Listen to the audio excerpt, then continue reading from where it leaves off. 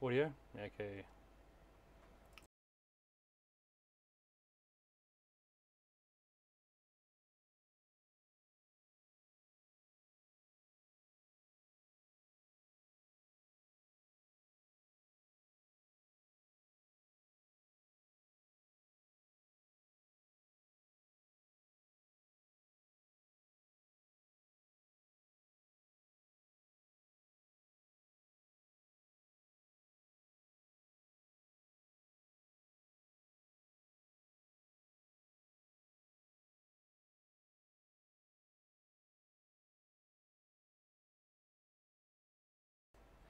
Alright, hey everybody, so thanks for tuning in to my channels.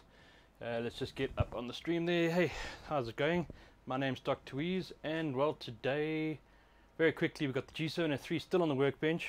You can see that down over here in the corner. And well, I need to make it work as a laptop again. That means just cleaning up the mess I've made with it, putting the covers back on, and well, hoping it still works. Of course it still works. I've already got it working. I made sure it still works after I've finished. So let's quickly have a squiz at what's going on. And if I swing over to this view, and I must apologize for not being terribly fluid here, because I am still getting used to the new Streamlabs broadcasting software, where I was used to using OBS before. So the transitions and stuff aren't as smooth as they used to be. So let's quickly have a look at what we got on the workbench. So we got the G703 GR. This is a gaming laptop that I tortured with LN2, and well, I need to return it back to ASUS in time for Comic-Con coming up in a couple of days time, and that means now cleaning up the mess I've made and putting it all back the way I found it. The interesting part of this is going to be putting it back together the way I found it, because it was a couple of weeks ago that I stripped it down, so I hope that I can remember. It should be pretty much like building a Lego blocks, and everything should only go in one place, but you never know. So let's get cracking, let's get to it. So this is going to be hopefully an interactive session. Jump onto Twitch or Discord if you want to come say hello and say hi. I do have Discord open on my phone. The problem is I see my phone is on 6%, so we might have slight issues on monitoring Discord. So jump onto Twitch. I've got that open on my screen over here, and I will be able to see what's going on there. Alright, so let me just quickly post onto Discord to tell everyone I've gone live. Hello everyone. I'm live right now. The G703 GR. Alright, so let's have a quick squiz at what we've got going on here. I don't know if any of you managed to watch the video we did yet. Very quickly, I've got two heat sinks that need to be pulled off here, and those were just installed because those chokes were getting warm to the touch when I was doing my pre-testing after I stripped down. So those can go back into my heatsink tin. Very handy little heat sinks. Then the next thing we've got is I put red tape around the dies so that it would lift the surface level up so it would be level with the actual die. And the reason for that is because I didn't actually have a physical mount, mechanical mount. I was purely going on pressure of the copper. So I needed to have a level surface that it could reliably sit on. So it's just normal vinyl tape that we can remove from there, and let's just have a look. So not a terribly complicated stream today, and I do hope you have some questions for me so we can make it a little bit entertaining. What I'm looking for is a pair of tweezers, and just very carefully I'm just going to start removing these layers without damaging the PCB. So the team over at ROG had already installed some electrical heat resistant tape over the components of the CPU and the video card, and the reason was that's to prevent any shorting that might occur from the massive big heatsink that they put on this thing. Alright, so let's just quickly have a check at the chats. So we are live on Facebook. Yeah, hi everyone. It looks terribly blurry though. I think it's just my bandwidth. And we are live on Twitch. Yeah, we're live on Twitch. And let's carry on. So there's OBS. So this laptop is a lot of fun to play with under nitrogen. There's a lot of hurdles that you need to overcome. You definitely are limited by the tools that are given to you in order to overclock it. I mean, it's really not designed for what I was doing with it, extreme overclocking. You know, you're not given, I like to say, any of the luxuries that we're given on the motherboards nowadays. It reminded me a lot of overclocking in the beginning when we had to really think outside of the box in order to get overclocks going and to get an edge on your opponent. I mean, nowadays everyone's pretty much on a level playing field, and it comes down to the actual silicone more than the ability. Like in the old days, you really had to have the, I like to say in the old days, but I suppose even back then, you know, you had a competitive edge at some point. So I'm rambling. Sounds like it. Right, so that's nice and clean. And right, so the next thing I need to do is I need to remove the M.2s because those M.2s are held in with the original heatsink, but we have to get the shroud back on before, and that needs to come off.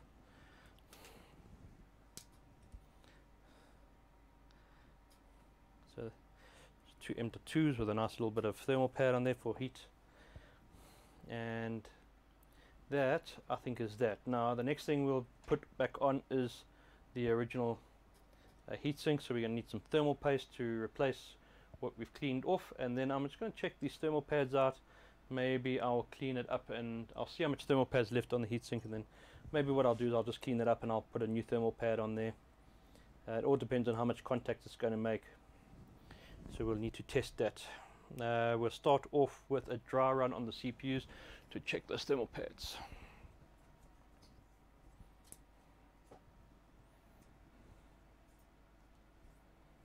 Right, so just making sure everything is nice and even the way it should be. You want to try and just get it down as nice and equally as possible. I'm just going to do a little bit of pressure on all the parts to just then remove it, and then just make sure that it's making decent contact all the way around. Okay, that feels good. Okay, yeah. So what I'm looking for, and maybe you can see here, so when I pushed the heatsink down, right, and I lifted it up, I could feel that vacuum pressure was back. Then if you look on each point, you can see it's made like a little pyramid, a little suction cup. That means it's made contact, and then that's when it's removed. So I don't need to worry about any of these thermal pads. They're all making nice good contact, and we can just install it as it is without replacing any.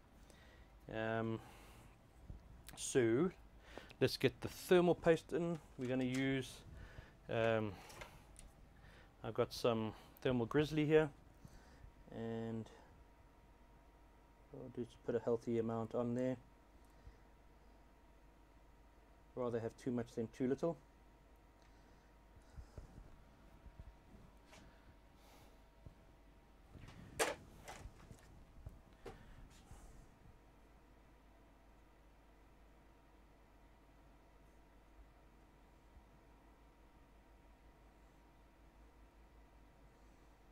Okay.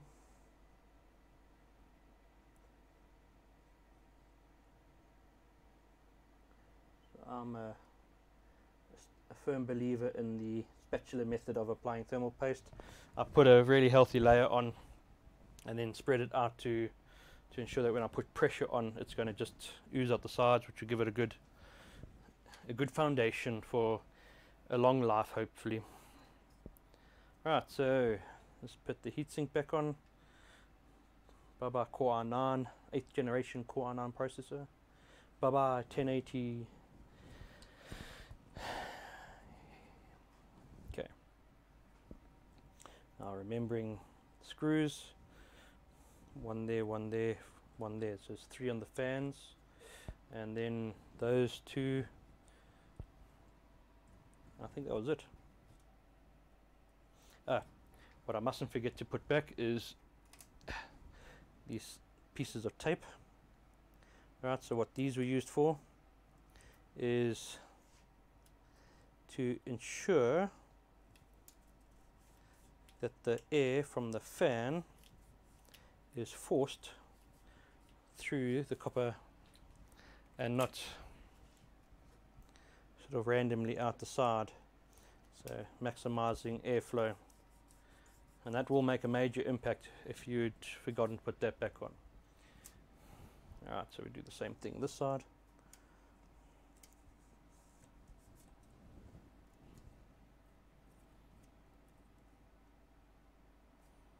Alright, so these fans have got that new dust fan technology. If you watch the video online, you'll see that it's got these little, on the video they show you, that's got like the channels here.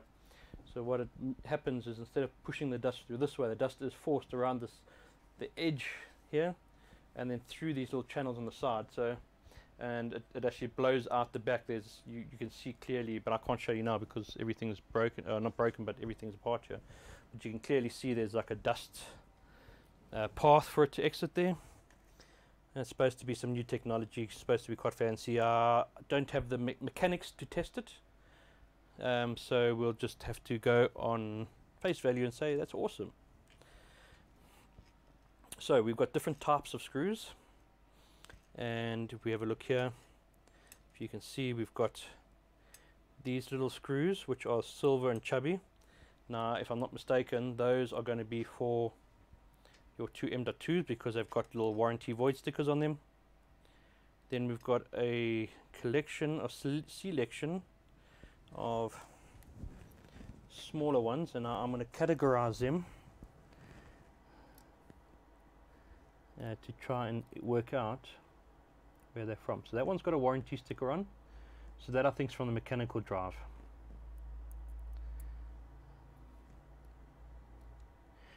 So this stream might be like watching paint dry, so don't be shy, drop your questions. I am keeping an eye on the chat. Yeah, there we go. Let's have a look at Facebook.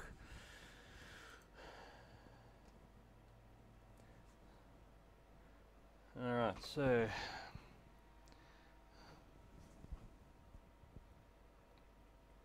I'll like my Facebook posts. Thanks for tuning in, thanks for having a look. And there's an odd one. So I think I tried to keep the screws into 2 separate boxes for the 2 different. Yeah.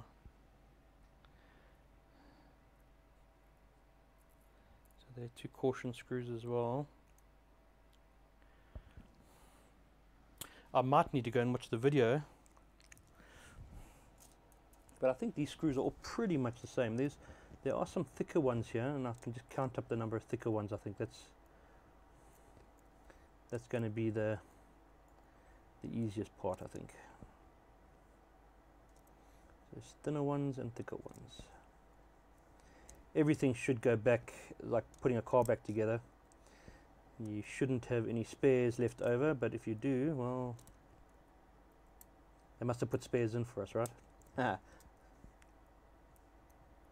Okay, so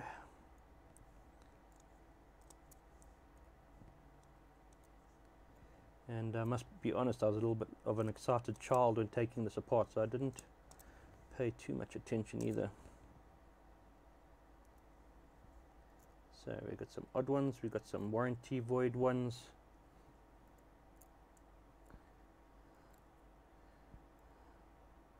We've got 2 orange warranty void ones, so those also come from somewhere.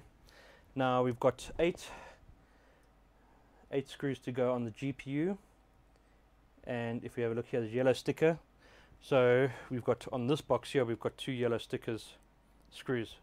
So that will give us our first indicator of where those screws go. And we can start exactly where we want to start. Yellow screws. Don't tighten them all the way down. It's always better to get all 4 in and then tighten and then tighten, if that makes any sense. So we should have 1, 2, 3, 4, 5, 6 left. 1, 2, 3, 4, 5, 6. Right. So we know now definitely that these shorter ones are CPU and GPU. Now the factory has installed thread tape on all of these, and it might be advisable to install thread tape or not thread tape, with thread lock. Thread tape, such a plumber.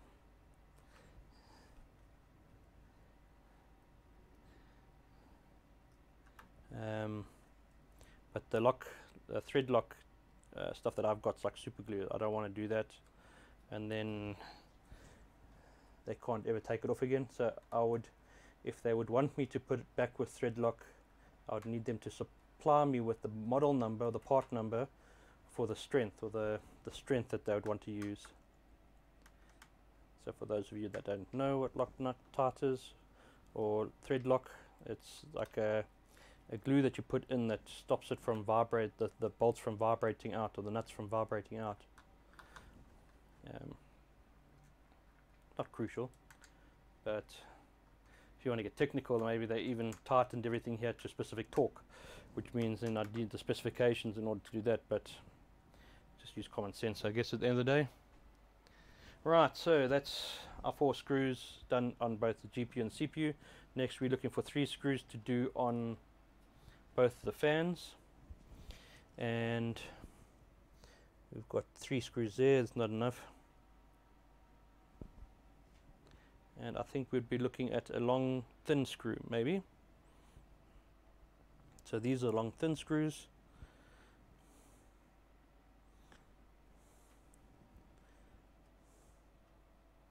Let's just get a few in there and try.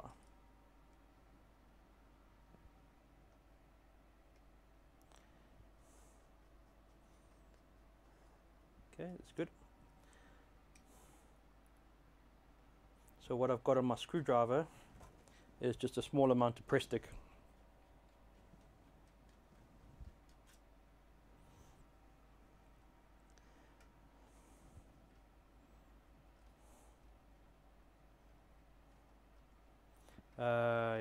Before I get too carried away here, I need to make sure which screws are done with the cover.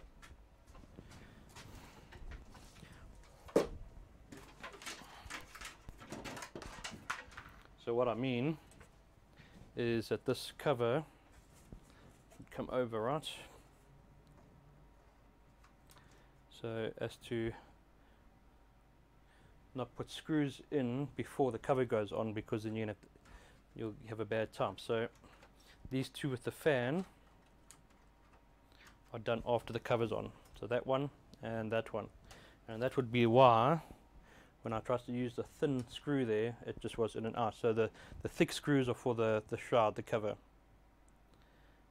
So we'll do those, just the 2 on the fans.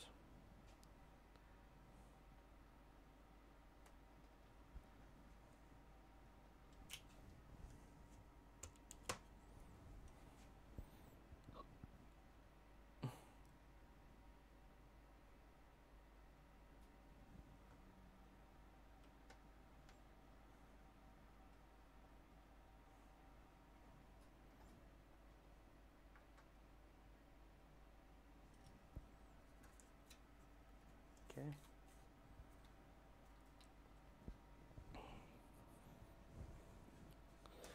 So I think now the mechanical drive, the SSDs go in after the cover's back on. I think we can put the cover back on now.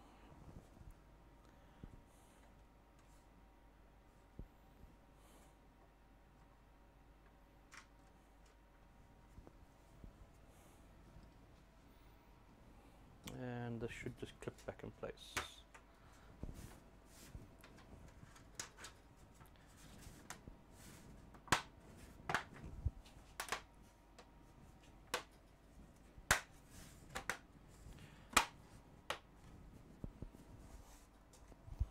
Okay, good one.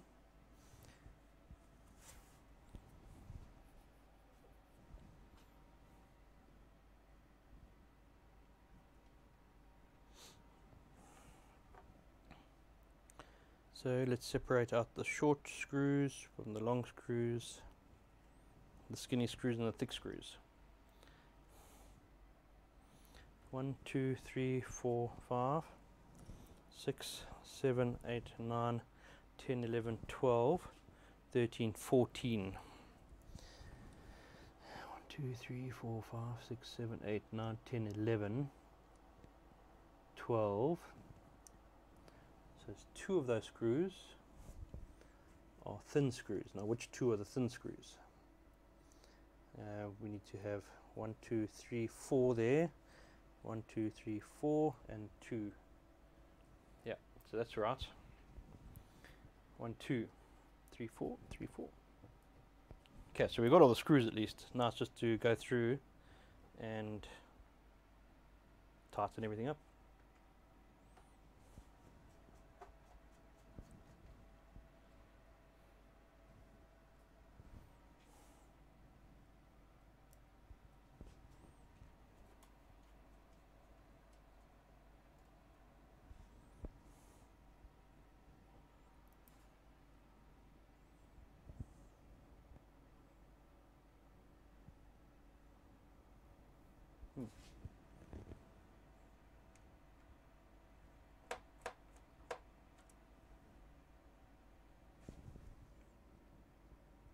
Okay, so I've already made a mistake. As I was saying to you earlier about putting the screws on before the shard, that one there, the screws in place already, must come on after the cover. So now you have to take everything off, pop the lid again.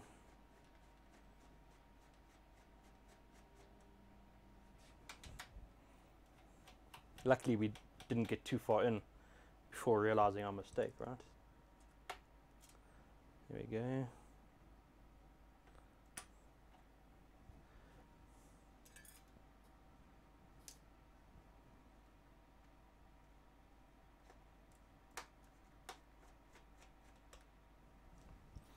Alright, now I need my separator.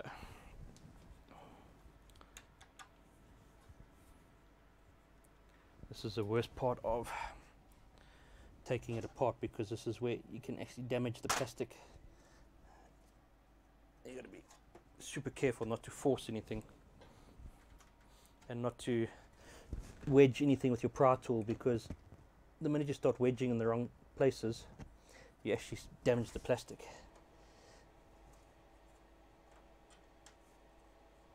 Okay, come on.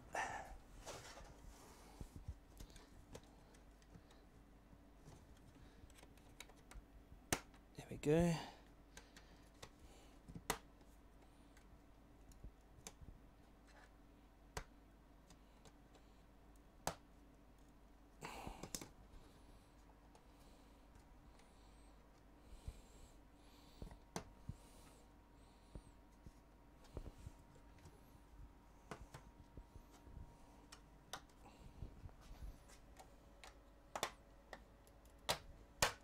Okay, so our fending screw is this one over here that we put in with the fan. I can take that one out. Okay.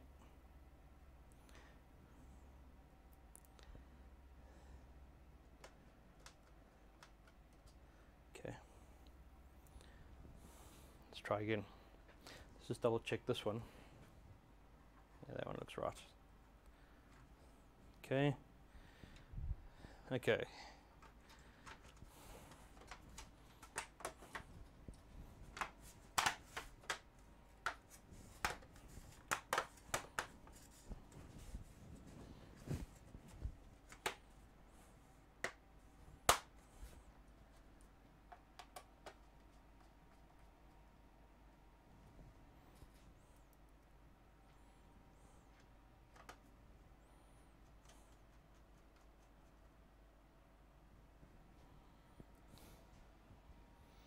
So we've got some comments on Facebook.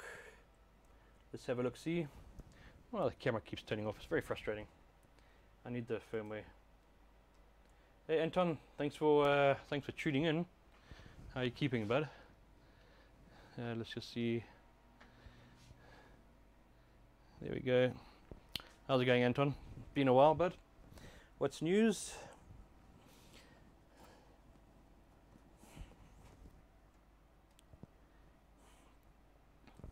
So, if you're just tuning in, what I've got on the bench here is a ROG G703GR with a 8th generation Core i9 processor, unlocked, factory overclocked to 4.8G. Basically, local office gave me the opportunity to play with it with liquid nitrogen, to really see how far we could get it and to see how well it would overclock.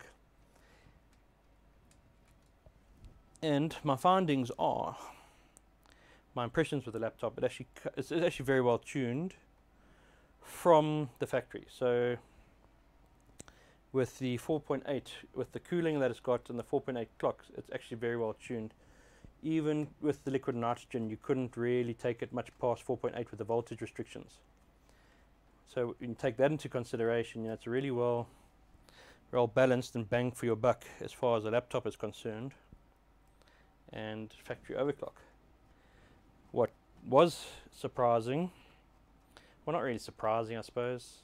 What was disappointing for me was the lack of control over that Core i9 processor. Then again, I say it's disappointing because I'm an extreme overclocker, not because of the way it was engineered. I expect to have more control over things, but being a laptop, you actually can't have the type of control that I want to have. So when you take that into consideration, you really got to take your hat off to and admire the amount of technology and the way that this thing has been put together. Because to be able to handle the 90 odd degrees that this processor pumps out at 4.8G and to handle it well, because efficiencies weren't that much better at 4.8 with the cold. The efficiencies really did improve later on. If you know what I mean, it's just the cooling is good. But I'm rambling anyway. I'm trying to concentrate on 3 things. So let me have a go back to the Discord. So remember, guys, I am broadcasting on the 3 platforms all at the same time. So you can catch me on YouTube, you can catch me on Facebook, and you can catch me on Twitch.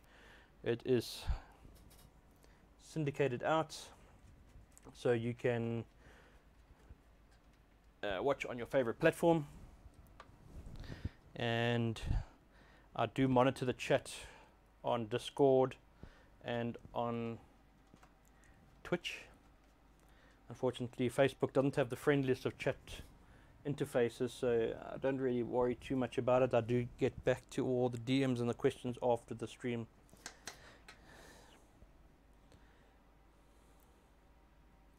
So we're sure making a dent in our screws here, so this is pretty cool. The trick here mostly is finding which are the thin screws, which are the thick screws, because there is a mixture.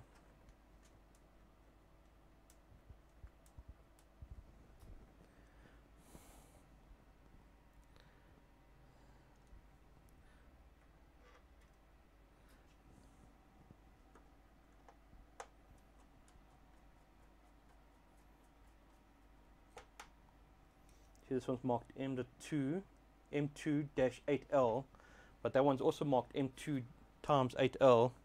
This one's a thin screw, that one's a fat screw. Go figure. And then this one's marked the same, but I'm sure I put a thin screw in there and it just went, yeah, it just goes in. So that one is a thick screw.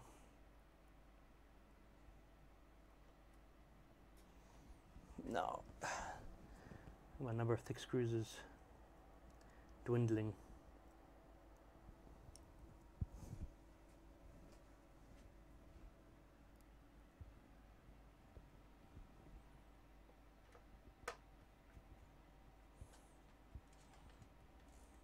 Alright, so that's all of my cover screws are in.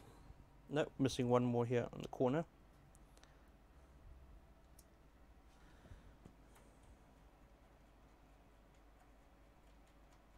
Nah. Oh. Okay, so what did I find with benching this laptop on LN2? Well, as I was saying earlier, the cooling did not give you any major advantage when running the factory overclocks, and because the LN2 over stock cooling, so the efficiencies with LN2, the efficiencies at stock were about the same. When I say about the same, I mean, sure, your processor didn't run at 90 degrees, but it also didn't boost your score by 1,000 points or anything like that, which I suppose it wouldn't really do, but I was expecting it to be much more user-friendly with liquid nitrogen on the same overclocks, but it was not. When I started going crazy and running it at -20, I was obviously able to get more efficiency out of the processor. When things got really wild was when I hit -60, and then I could start running 5.2, 5.3 at 1.4 volts. But the big problem is I didn't insulate the entire machine. So by running -60, I basically spread the cold throughout the full motherboard. And the problem with that is you're going to get condensation underneath, you're going to get condensation on other components. And the minute you start doing that, you end up shorting something somewhere, and before you know it, you've got a broken 80,000 Rand motherboard. Something I could not afford to do because this machine has to be in working condition when I return it. So I'm short a screw for some reason in the corner here. I don't have all the screws I've got left, do not fit there. So let's continue. It might have fallen onto the floor. I'll have to vacuum and have a look. So I'm not going to let that hang me up. I'm going to continue. Right, so the next thing we need to do is get this mechanical drive back in. That one's quite a nice easy one. So it's just a normal starter. Put it down, slide it in place, and away you go. Okay. Okay, 4 screws secure it. That didn't have, it did have a warranty void, I think.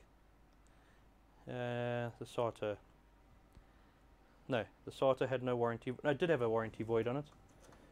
It had one white warranty void sticker. Here it is here.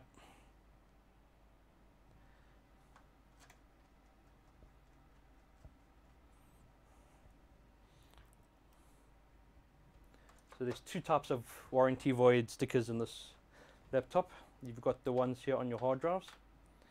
So one on the SATA, one on the mechanical drive. If you remove that, you're going to then void your warranty, or it's just not going to void your warranty, it's going to give the workshop an indicator that you have tampered. Right. And then on your M.2s you've got the same sort of white tamper sticker, and then on your heat sinks. So the workshop knows when you muck around with this. There's no denying that. Okay, so let's get the M.2s back on. Now the M.2s have got this sort of like a little heatsink on it. It's got a thermal pad on the other side, which is quite nice and sticky. What would have been nice if they'd made it just a little bit shorter so you could get to the screws without having to take it off. But let's just remove them very carefully. We put them back in their same order.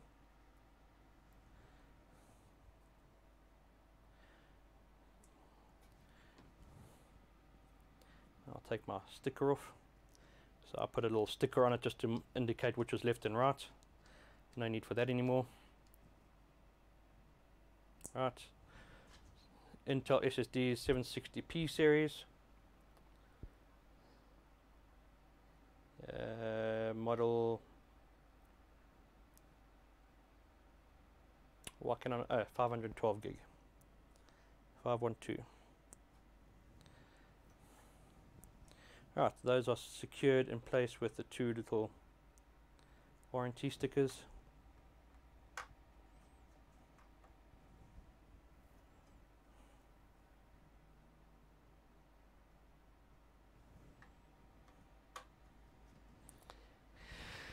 Okay, put the heatsink back on.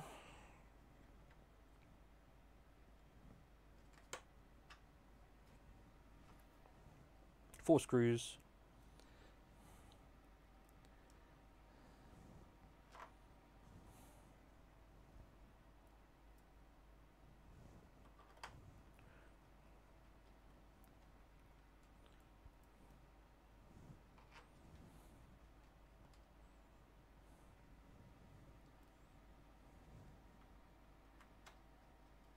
Okay, with that done, it's now just a case of installing the access panel. It's really cool. It does have a little rubberized thing with one screw underneath, so it's quite easy to get to memory and hard drives and stuff like that. What you can do without voiding any warranties is install an M.2 hard drive in this slot here, and then you can also upgrade your memory or change your memory without any warranty issues. This just clips in place, a couple of clips around. I do recommend, if you plan on taking yours off, once you have this rubber lifted up like that, get yourself a little pry tool, just something simple like that, and just carefully lift up. Once you've got it going, it pops off quite easy. But get it going without too much undue force, and then just a single screw on the side here. Alright, that little rubber pops back in. Nothing terribly complicated, and we're done. I've just got to find that extra screw. What we can do now is just flip it around and give it a test run to make sure that we're still operational. But we should be, I have no doubt.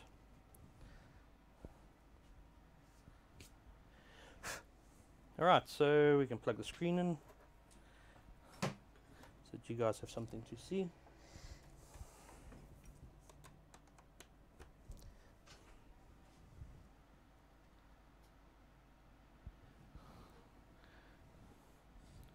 Cool little Knight Rider effect.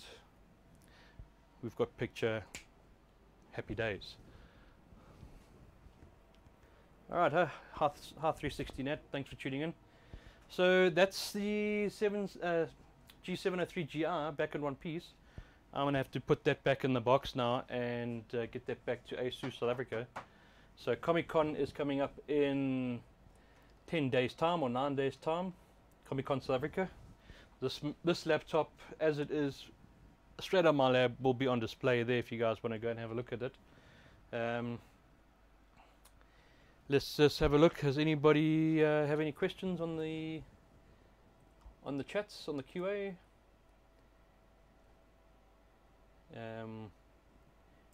I'm pretty much done for this stream. That's all I wanted to accomplish. I'm going to put it back into the box and get it out. We do have another gaming laptop coming into the OC lab later today, so I need to have a look at it and come up with a plan of what I plan to do to it. I don't think we're going to go liquid nitrogen, but there could be other cool things we could do with it.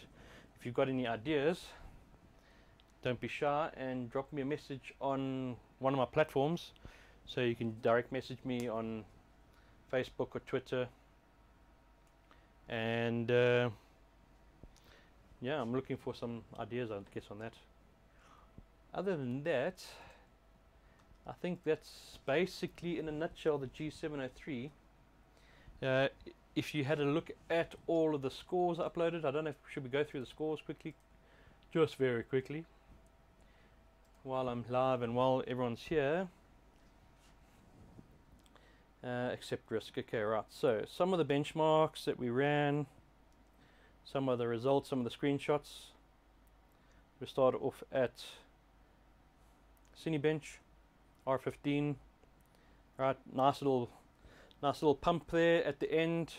So originally I was like settling for a score that just beat Linus, around 1570, 1580, and then I really worked hard on getting the efficiency sorted out, because you know the frequency was there but the efficiencies were not there. So I did a little bit of work, got the efficiencies back up again, and Bob's your uncle 1688. So it's about 100 points higher than I wanted, that I was actually settling for in the beginning. I was quite happy with that.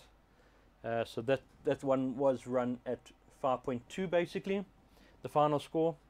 And then the memory, I did also do a little bit of tweaking on the memory and got it down to 266 C18 for some of the benchmarks, but for Cinebench it didn't really have much of a push. So there you can see the C18 that I did a little bit of tweaking in XTU on, and then just the Geekbench run that we just ran 5.1. Let's have a look here. Superpower 32M, really just running it to get the gold cups. The same with 1M. There's no ways you're going to be anywhere near efficient. So the W Prime I ran on the last stream. Again, what I did is I just got the CPU a little bit colder. So when I wasn't under pressure of doing the live stream, what I did was I got down to -40 and I quickly ran the benchmarks. Everything was ready to rock and roll. So no installing, no running. So I was really worried with that final benchmark session because the cold really spread quite far on the board, and I'm really worried that, you know, any condensation forming on the other side of the board that I didn't strip down on the keyboard side might cause or might have caused issues. So it was a real quick get in, get out and type scenario. I had the desk fan blowing on it and put it into a high humidity room, or not a high humidity room, like a hot room. I've got a hot room to dry out the equipment, and well, everything's still running, so that's pretty cool. So 5.1 on W Prime, then time spy, yeah, 8817 was pretty sweet, and that was 150 time spy. We then did, there's 18.05 on Cinebench 11. This was run at 5.1. I think I could have, if I had more time and I could go colder and I really insulated properly, I think I really could get this to run at 5.3. I think if I could get to like -100 and we didn't have any cold bug issues or cold, you know, like software issues with the cold, I reckon this thing could quite easily run 5.3, 5.4 for most benchmarks, depending on where your 1.4 voltage limit is. We start getting the CPU throttling, the current limit throttling starts kicking in big time the minute you start pushing anything sort of over 1.4, and that's the only real disappointing thing that I had with overclocking, really, was the limitations that we had in place. But in all fairness, those limitations have to be in place because after all, this is a gaming laptop. Think about the everyday Tom and Jerry, you know, the Tom, Dick and Harry, using this and trying to overclock this for everyday use. You have to have major boundaries because that cooling can only do so much. You know, it's not like a desktop PC where you can have, you know, extra cool cooling. That's a bit ridiculous, but where you can have extra cooling. So, you know, guys, that was my experience with this. I really was impressed by the unit with its factory overclock at 4.8, and the way it dealt with that heat and the efficiency it had. You get a little bit of throttling when you're on the extreme profile. So under your turbo gear configs here, you got the standard and you got the extreme. So you get a lot more CPU throttling when running CPU intensive under that extreme profile. But let me tell you, if you're running gaming or something to that effect, I'm pretty sure you're going to have a great experience there, just running either the standard or the extreme profile. So there's your two profiles, standard, extreme, and manual. But anyway, let's wrap this up.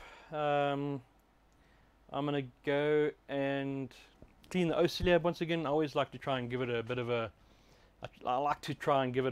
clean before starting the next project. So the next project I've got to have done ASAP.